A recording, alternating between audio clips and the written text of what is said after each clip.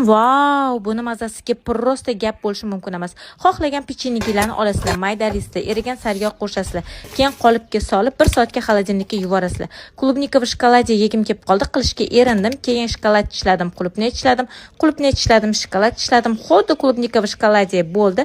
Mazza qilib yeb oldim.